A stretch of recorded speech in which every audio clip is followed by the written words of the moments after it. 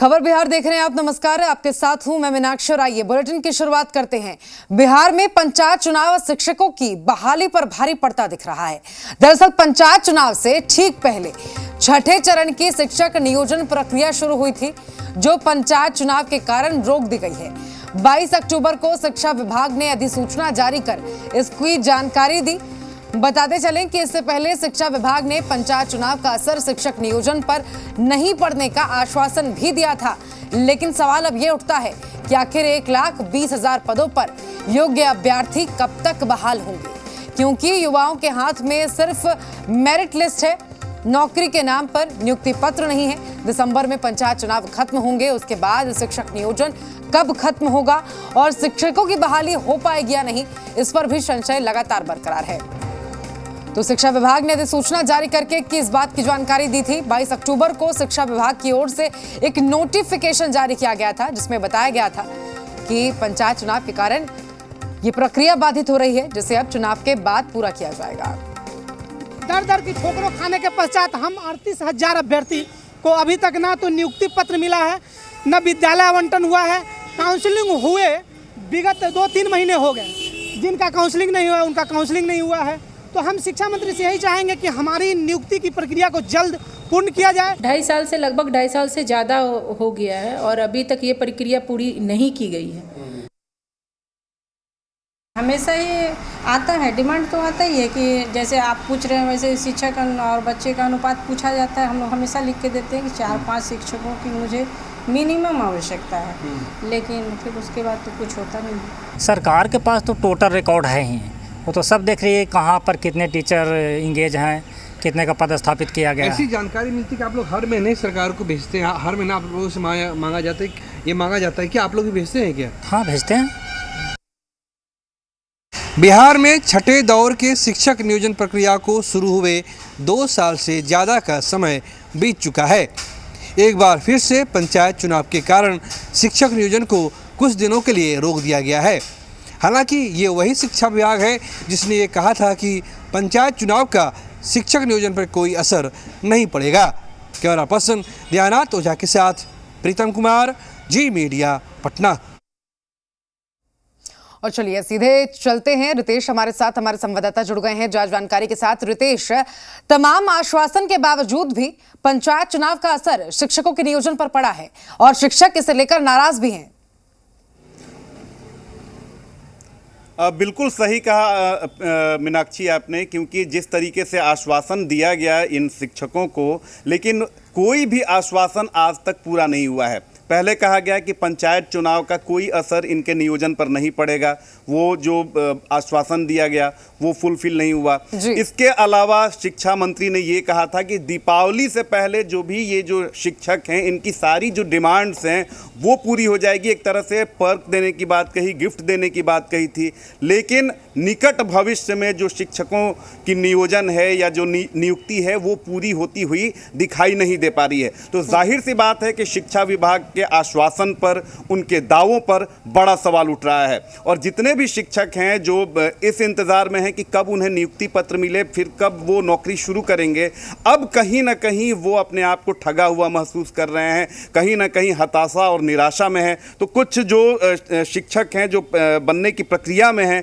वो हमारे साथ मौजूद है, सीधे उन्हीं से बात करते हैं। ये बताइए कि 94,000 सीटों पर वैकेंसी निकली, 38,000 की काउंसलिंग हो गई, लेकिन अब दिक्कत क्या हो रही है, क्या परेशानी हो रही है? परेशानी है कि शिक्षा मंत्री बार बार जो है आश्वासन देते हैं और हम लोगों की नियुक्ति प्रक्रिया पूर्ण नहीं है। 38,000 हम चयनितों को नियुक्ति पत्र नहीं मिल रहा है। तो एक जावेद साहब का शेर है कि तसल्ली है कि है नासाज शब्द, मैं अकेला ही नहीं बर्बाद शब्द, तलखियाँ क्यों ना हो असरार में, तलखियाँ क्यों ना हो असरार में, इन पर जो गुजरी है इनको है याद सब। अर्थात इसके माध्यम से शिक्षा मंत्री से यही कहना चाह रहे हैं कि हमारी दर्द को समझिए, हम 38,000 को नियुक्ति पत्र दीजिए और जल्द दीजिए। आपका जल्द सुन के हम लोग उब चुके हैं। आपने कहा था कि दिवाली की मिठाइयाँ आपको इतनी खिला दूंगा कि आपको दिवाली की मिठाइयाँ अच्छी ही नहीं लगेगी। तो नियुक्ति पत्र जो 38,000 नियुक्ति पत्र की आस में बैठे हैं उन्हें नियुक्ति पत्र दीजिए और बचे हुए सीटों पर काउंसलिंग कराइए। आप बताइए कब से इंतजार में हैं और क्या कुछ लग रहा है, अब क्या सोच रही हैं?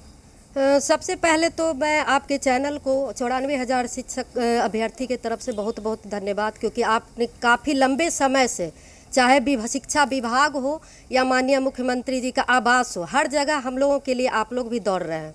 तो हमारे 94,000 अभ्यर्थी की तरफ से धन्यवाद।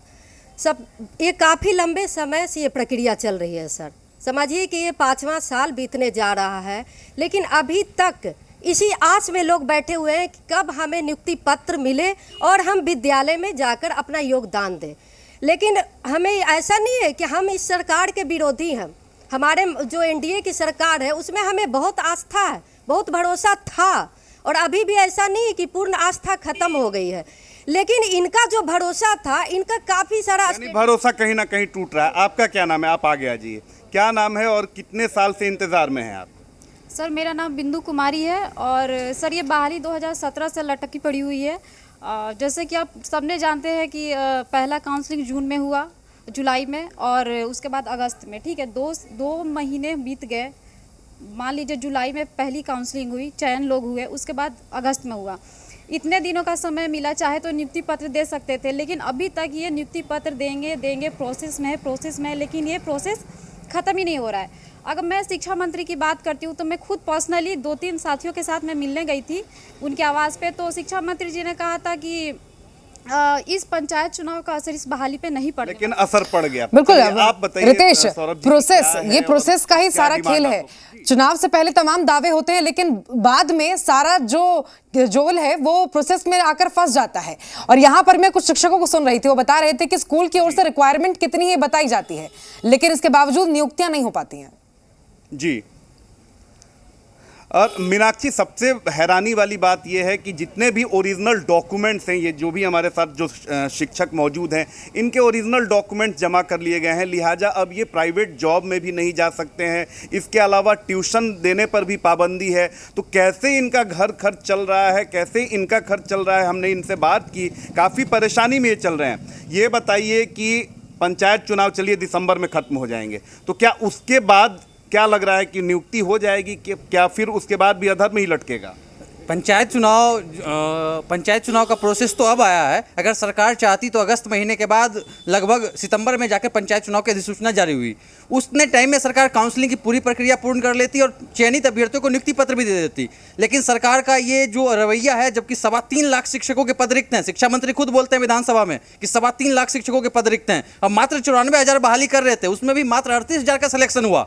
और सेलेक्टेड अभ्यर्थियों का ओरिजिनल डॉक्यूमेंट्स आप जमा कर लेते हैं। ओरिजिनल डॉक्यूमेंट जमा करने के बाद आपको थोड़ा सा भी लिहाज नहीं उन अभ्यर्थियों का, थोड़ा सा भी उन पर दया नहीं आ रहा है कि वो अब कहीं के नहीं रहे, ना घर के ना घाट के हैं। जहां पे वो जॉब कर रहे थे वहां से वो रिजाइन करके अपना डॉक्यूमेंट्स लेकर आपके पास जमा कर दिए। बिल्कुल रितेश, दोनों तरफ से कहीं ना कहीं देखा जाए कि मुश्किल इनके सामने खड़ी हो गई है। एक तरफ नियुक्ति की बात कही जा रही है, इनके डॉक्यूमेंट्स ले लिए गए हैं, लेकिन अभी तक नियुक्तियां नहीं हो पाई हैं।